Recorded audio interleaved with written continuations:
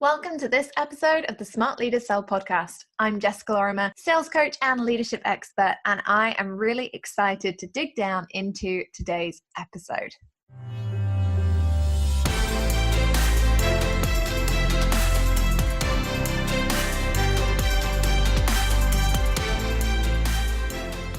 Okay guys, I am super excited today to introduce you to one of my favorite people on the internet. Joanna Penn is somebody who I met at last year's Youthpreneur Summit. She was on the stage talking about books. And at that point of time, I was like, oh, books, maybe I should write one of those. Like, maybe I should do that. And I had never been motivated enough to actually sit down and get the book written. But I saw Joanna's talk and I was like, okay, I'm going home. I'm going to write my book. And 2 days after I came back from Youthpreneur, I told you all I was going to write a book. And a few months later, it was published. And thanks to, I'm totally crediting your talk here, thanks to Joanna's talk, it became an Amazon #1 bestseller. And, you know, it's been around the world and used in multiple countries. And you guys have been leaving me lovely reviews and saying you loved it. But that is all credit to the lovely Joanna Penn, who is joining us today. Welcome. Oh, thanks so much, Jessica. I'm thrilled. It's been my mission throughout the time I've been online to try and sort of generate 1 million books in the world, which of course I could never write myself. So now you're one of them, which is fantastic. So I'm really thrilled and great to be on your show. Thanks for inviting me. Well, I'm really excited. I also feel like we should get a badge or something going for these 1 million books. I would happily wear it. Lost count, but we're definitely, there's a few that I have inspired around the world. Well, that's awesome. So tell everybody, what's the formal bio behind who you are and what you do? I was thinking about this. I really don't have a formal bio, but basically I write thrillers as JF Penn. So I'm just writing book 16 or something right now. So I'm primarily a fiction author, but then I also share my journey and I write non-fiction books for authors as Joanna Penn. And yes, Penn is my real name. I just love that. I was born for it. So I'm primarily an author. I'm also a podcaster like you. I'm coming up to 10 years as a podcaster, which is kind of crazy. Also coming up to 10 years as a blogger. So I've been blogging and I'm also an international professional speaker. So as I know we'll be talking about, I make a living, a multi-six-figure living from my writing. But it's taken, I started writing that first book in 2006, which as we speak is 12 years ago. I left my job in 2011, and so I have been full-time a while now. But my income is related to my writing, but it's not just from book sales, it's not just from the podcast, it's not just from the blog, it's all of those things together. So I'm sure we'll get into all of that today. So I love this because when I was watching your talk last year, you were the first woman on the stage at Youthpreneur. And I remember this because up until that point, and I says to Chris Ducker all the time, like, look, Youthpreneur is great, but also, where are the women? And then you came onto the stage and I was like, oh my God, there's a woman. And I had never, ever met anyone who had written the same amount of books that you have managed to write in that space of time. And I was kind of like wowed by the fact that somebody had the patience and tenacity to write that amount of books. And then when I was doing my research afterwards and I was looking at, okay, well, actually, that's the entirety of your business model, through all of the speaking and the blogging and the podcasting and the fiction and also the non-fiction side. That was how your business had kind of grown its trajectory. For me, that was really interesting and also liberating. So when I saw you on stage, obviously, you were there, you were the first woman who spoke at Youthpreneur. You were somebody who had the tenacity and temerity to write all of these books. And not only that, but to leverage those books into creating a full-time income for yourself from the fiction writing, the speaking, the blogging, the podcasting, and obviously the non-fiction. And that was really interesting for me because I have so many creatives in my audience, or people who identify as being creative, graphic design, web design, authors, all of those things, who often say, that's why I can't make money. That's why my sales strategy doesn't work, is because I'm creative, because I'm doing all of these creative pursuits, and that doesn't lend itself to getting paid. And so for me, it was this amazing, oh wow, here's somebody who my audience can really look at and see is doing the exact same thing as them, but is making the impact and the income at the same time. Yeah, well, I think, and to speak to that, I would say the first thing people need to sort out is their mindset. because the poor author in a garret or the poor artist in a garret, it's a myth, or it's a choice. Actually, it's a choice. So you can choose that myth, or you can pick a model like Picasso, who is my choice, who is my model of choice. So in, you know, Picasso, obviously we know of a few of Picasso's great masterpieces. When he died, he was worth $500 million at his time, which was a lot of money. He had some interesting relationships in his life, but he lived a full life, a full rich life, and created over 50,000 paintings in his life. So this being prolific and also valuing your art and just kind of getting out there and being creative in your marketing. So it's a mindset shift around, yes, I can be a wealthy creative, plus, and to do that, you have to put some things into practice. So for example, if you've painted one thing, or you've designed one thing on your graphic design, or you've written one book, you are not going to make a living from your writing or your art. You just are not going to do that. You have to put an ecosystem in place. So for example, with writing, which is my chosen art, with fiction, you know, as I said, I've written like 16 books now over the last 10 years, and some of them are short. I'm just been narrating one of my own short stories. It's a marketing play. It's, you know, it's doing promotions. It's doing all kinds of formats. So ebooks, audiobooks, print books. I'm just doing my own hardbacks. It's doing things like speaking, which drives non-fiction sales, as you know, because you have a non-fiction book. And, you know, it's getting out there. And then things like social media, like I'm really into Instagram at the moment, just enjoying doing images. I've had a book launch in the last week and just been doing lots of things that are creative to market my work. So those are a couple of things I think people need to do, is really shift that mindset. And then how do you both feed your creativity, but also feed your bank balance? Yeah. And I love that, because not so long ago we had a lovely lady called Sarah on the podcast, and she's an illustrator. In fact, you and her should hook up, because she just illustrated the book cover for the 50th anniversary edition of Wuthering Heights, and it was amazing. And she said exactly the same thing about this idea of, you know, just because you're creative, it doesn't mean you get to be poor anymore, you know, and really being creative, if you aren't prepared to go out there and sell yourself and market yourself, you're not going to see half the opportunities. And that means that your work is going to be very quickly redundant in today's fast-paced environment. I'd also say that it's understanding intellectual property. A lot of authors and creatives tend to see their work as not very much value, as I said, but the value of intellectual property, copyright particularly, it's like, it's magic. It lasts your entire lifetime and 70 years after you die. You probably remember me talking about that I was like, look guys, it's not like the webinar you put out next week that you make some money on and that's it. This can make you money 70 years after you are dead. And that's, I mean, that's just incredible. You could, and I mean, we're both in the UK, and I love that Beatrix Potter basically bought the Lake District for the British public with money from her books. And that's what you can do. That kind of wealth is possible with intellectual property. Look at J.K. Rowling. Look at the different ways that she is turning her business. And in fact, I talk about J.K. Rowling as the first independent author, well, big name independent author in the modern age, because she self-published, in inverted commas, her ebook. She kept her ebook rights, and then she set up a company, Pottermore, to exploit those rights. So even though Bloomsbury get her print money, she gets her ebook money. And that's just kind of incredible. You can't get those contracts anymore, by the way. I'm not surprised. Now Bloomsbury have got locked down. They totally have. But this is a really important point, because so many writers just want a publishing deal, and they will probably end up signing worldwide rights for all formats in possibly all languages for very little money. And yet, even if you license, say, UK rights in English, or German rights for 3 years in Germany and Switzerland, for example, you can still self-publish your books in 190 countries yourself.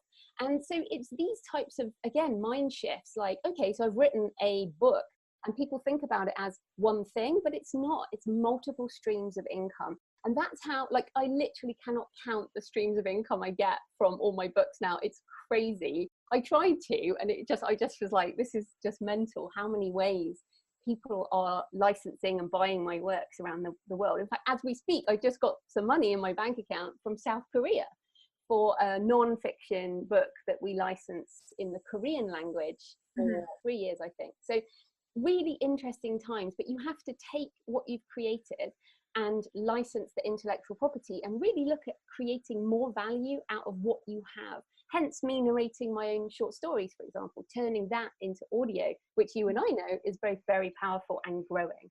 Yeah, 100%. And I think it's interesting, isn't it? Because a lot of people assume, and it's the same with anything, with books, with webinars, with podcasts, you do one and they're like, right, I'm going to write one book or I'm going to do one podcast, I'm going to put out one webinar. And then they never reuse it. They don't leverage it. And that's I think the thing that stands out for me about your business is this, hugely powerful use of leverage. You've understood, okay, great. Well, here's how I'm using it in one capacity, i.e. people are reading the book. What else can we do to get the book out there and to get it more widely read and popular? And I think that's really interesting because it's not the model that we're being taught online. Everyone online is kind of teaching, well, do one thing and get a result and then find something else to sell, create a new product, create a new program. And actually, it's not about that. Well, I do obviously write more books, so that is important. But I think it comes, again, I would always urge people to take a kind of a step up. So often we focus on this sort of everyday minutiae of the $10 that's coming in or the $100 or what's happening tomorrow or my ranking today. And it's like, okay, well, let's just take a step back. What do I actually want my life to look like? I mean, seriously, you have to answer that one big question. And I mean, like yourself, I've been involved in the internet marketing space for a long time. And I decided very early on, I'm an introvert. I hate this pitch thing. So I was like, books are fantastic. There's literally no customer support. It's amazing. They are, if you write them in a certain way, they're evergreen. Fiction is the best evergreen product because people will read your story, possibly after you're dead. So, I mean, what's so interesting, I thought about my life and I thought, okay, I want scalable income. So we don't have any employees. It's just me and my husband. And, I have virtual assistants. I have freelance editors, freelance designers, freelance accountants, etc. But we have a very small business, but our income is scalable. So, and every product I create, so the book I just put out last week is book 10 in a series. And what that means is the whole backlist will start selling again. So yeah. I do think you have to keep creating, but as creatives, that's what we love to do anyway. It's then tying it in. So instead of writing, say, 10 standalone novels, write a 10-book series or, books in threes. So trilogies sell very well in ebook box sets, for example, whether it's fiction or non-fiction. You can do a higher price box set, and I mean an ebook, or you can put it in a trilogy in a print product, for example. So it's really trying to think strategically about what you want your life to look like. I mean, I spent 13 years doing IT in big companies and hated it. So I didn't want to create myself another job. I wanted to create the life I wanted, which involves reading, writing, traveling, and freedom. So that is where I shape all my decisions. And yes, I keep creating, but it's from a sense of I want to build things in the world and do something new, but also to tie that into my personal brand in a way that it will still sell. Oh, just one last thing on this.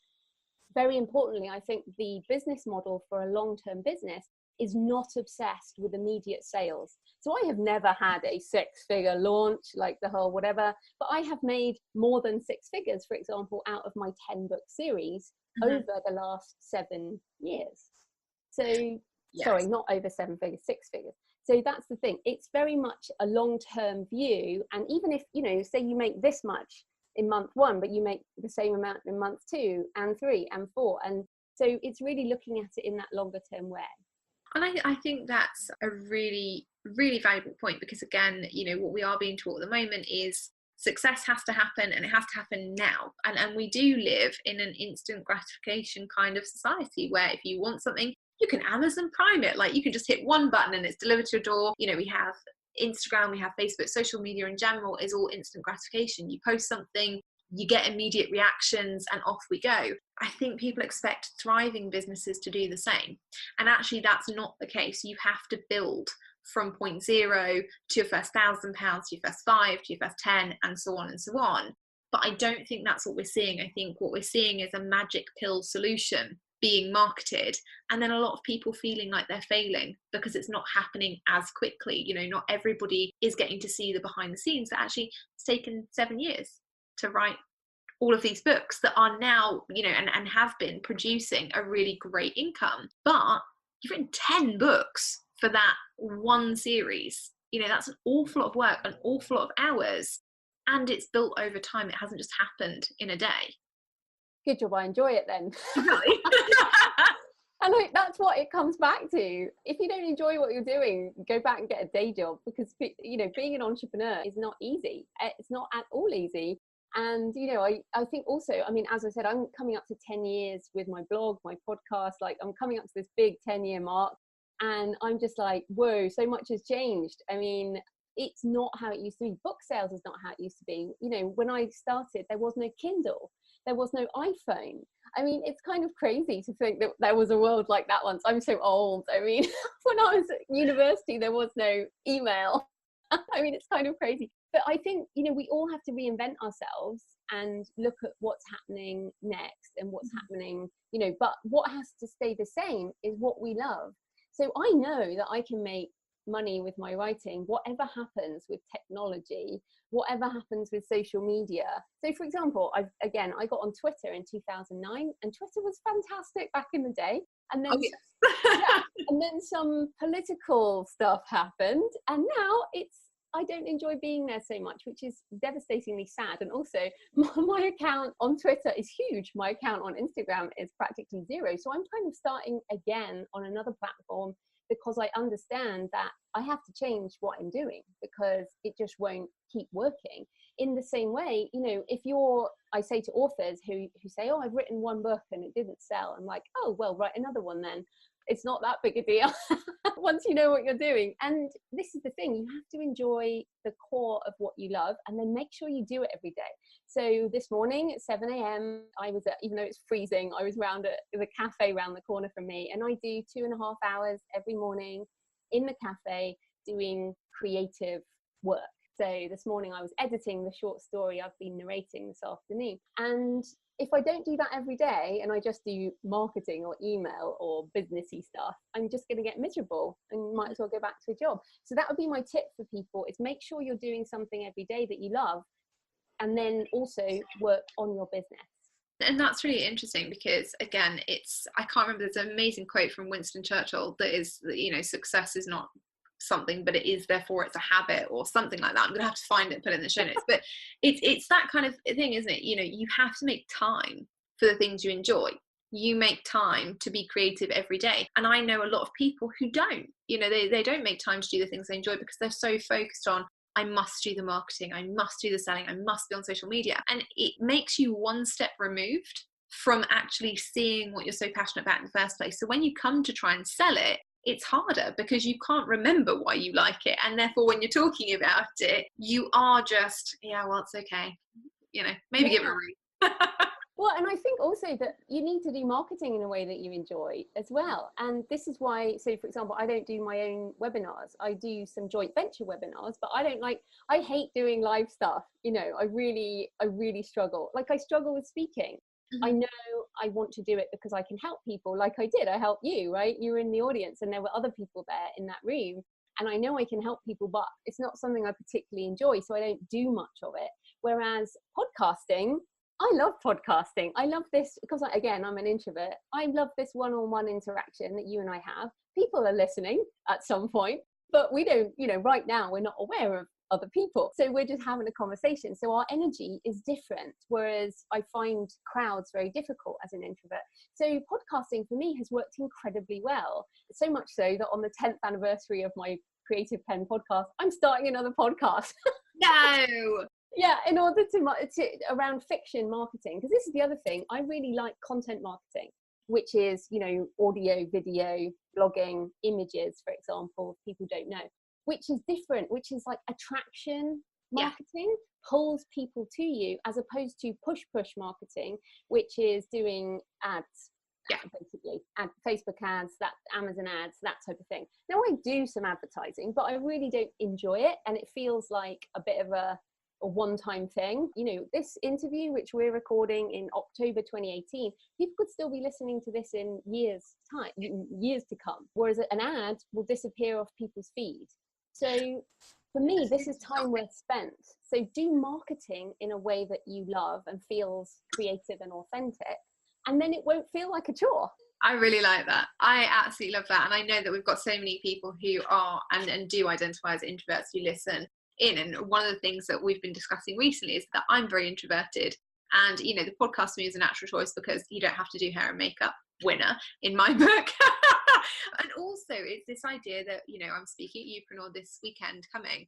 And I said to people, and everyone thought I was like joking, but I was like, after I come back from Upreneur, I'm just not going to work that week. I'm just going to sit back and I'm just going to be over here de-peopling and just hermiting, watching Netflix, doing my thing, recharging, because there's going to be a lot of people and I'm going to have to talk to them and people all weekend. And I will love that for the short duration that it occurs. But then you need to step back. And I think that's a really important point. It's like everything in life. You have to look at balance. You know, what makes you feel good? Do more of that. And weigh it up with the occasional thing that you have to do, like accounting, paying your taxes, legal stuff, that kind of thing, you know, and marketing is no different. You spend your time doing the things that are going to ultimately bring the best ROI for your business in the way that makes you feel good and like you are at the center of it, you know, in terms of controlling it and enjoying it and having, you know, creative license over it, I guess, versus doing the things that you feel like you should be doing because everyone else is doing them. And maybe Periscope is a good bandwagon to jump on. Never is. I've never gotten into that. But it's that kind of thing, isn't it? You've got to do you. Yeah, and I think you also, when you're just starting out, like if people are just starting out, you do have to say yes a lot and you do have to go after things. Like I used to do a lot more speaking in the beginning. And in fact, when I started out, sort of 80% of my income was time-based. So I used to do speaking, consulting, things where people would pay me for my time. And my goal was to get to 90% scalable. And I'm pretty much at 95% scalable now. I do very little. I don't do consulting. I do very little speaking. So, you know, to get to a point where every hour of your time is multiplied, you know, you're turning it into intellectual property assets that will multiply their income over time. That's a very powerful place to be. But you have to be hard with yourself and say yes to things that are good for you and your long-term goals. And then as you grow, you're going to have to say no a lot. You're going to have to say, you know, because you'll get more and more people inviting you on things and you'll be like, okay, I don't have unlimited time. So how am I going to spend it? So it's almost worth taking that attitude from the beginning and saying, okay, so I won't do Twitter anymore. I will focus on Instagram, or I'll just have one handle or something. And, you know, I will do podcasting. I won't do video, which is, I guess, what you've said. And in that way, you can master things. So like I write thrillers, dark fantasy / horror / crime, but, you know, I know my genre and I read in that niche. I love that niche. I know that niche. That's what I write. So, you know, these are the important things you need to sort of settle on, because especially as I think creative entrepreneurs and people who don't want to build massive businesses and sell them, you know, that's certainly not what I'm looking for. I'm looking to stay as me and just make more money and have more fun and write more books. Then you need to say no, because there's only you. Yeah, 100%. Thank you so much. I think this has been so valuable for everybody, especially people who are thinking, I don't always feel like I can just do me. And, you know, you are the epitome of somebody who just does you and you've made it work. And I think that's fantastic. So thank you so much for coming on. Where can people find you if they're wanting to read an excellent work of fiction, or if they're wanting to write their own? Where can they come and grab you, Joanna? Oh, well, I'm going to assume that people want to write books. So come along to thecreativepenn.com, and pen with a double N. And I also have the Creative Penn podcast, which is now over 400 episodes. So if you want to binge, there's a lot going on there. I also have audiobooks, non-fiction audiobooks and fiction audiobooks. And my fiction is all under JF Penn, PENN, and you can find that all the usual places. And if you have any questions, I am still on Twitter at the Creative Penn with a double N. We'll have to try and make it interesting for you. There'll be all these people like tweeting you the most interesting things ever, just so that you can be like, oh, Twitter's kind of cool again. Well, thanks so much for having me, Jess. You're so welcome. Thank you ever so much. And guys, we have an absolutely incredible rest of the week lined up. But for now, it has been phenomenal to talk to Joanna. Please, if you are interested in writing a book, or if you have been inspired by her today, just like I was 1 year ago, this exact week, just throwing it out there, serendipity, then you need to go over to her website, check her out over on her podcast, and also make sure you tweet her something interesting, because that's always good to listen to instructions and do the right thing. Have a great day, and I'll see you in the next episode. If you've been enjoying the 6-Figure Success series, then I hope that you will take this opportunity to grab your totally free, actionable workbook where you can record your key takeaways, your key action points, and hear my key learns from this series as well. It's jam-packed full of all of the interviewees who've participated and taken part in the series, as well as a few bonus key extras from me. You can go and download it right now using the link in the show notes. I'll see you inside the workbook.